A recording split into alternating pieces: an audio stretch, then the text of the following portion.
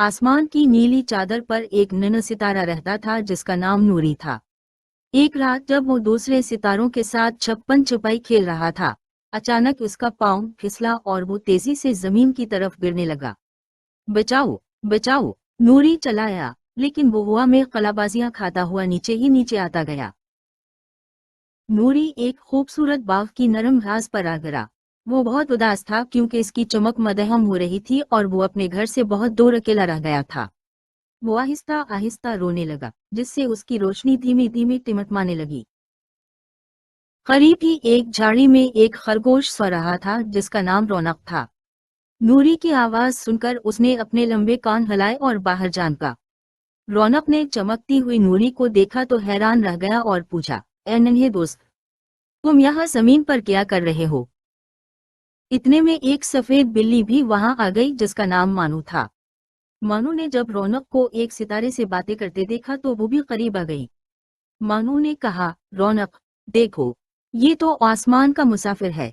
हमें उसकी मदद करनी चाहिए ताकि ये वापस अपने घर जा सके।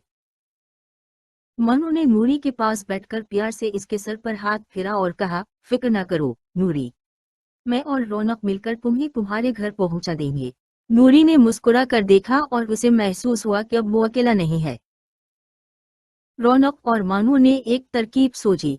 वो दौड़कर पास वाले एक पुराने कमरे से एक लंबी, मजबूत और सुनहरी रस्सी ले आए। इन्होंने तय किया कि वो उस रस्सी की मदद से नूरी को वापस आसमान की तरफ उछालेंगे। रौनक रस्सी का एक सरा अपने दांतों में पकड़कर बाग के सबसे ऊंचे बरूद के दरख्त पर चढ़ गया। वो छलांग भी लगाता हुआ सबसे ऊंची शाख पर जा बैठा और वहां से रस्सी का दूसरा सरा नीचे लटका दिया। नीचे जमीन पर मानू ने रस्सी की मदद से नूरी के लिए एक नरम और मजबूत झूला बनाया।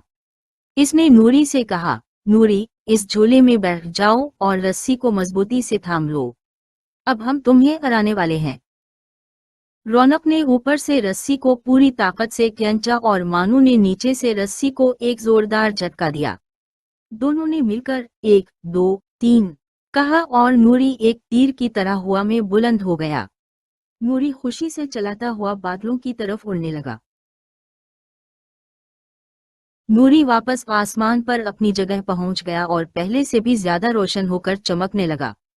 रौनक और मानू ने नीचे से अपने हाथ हिलाए।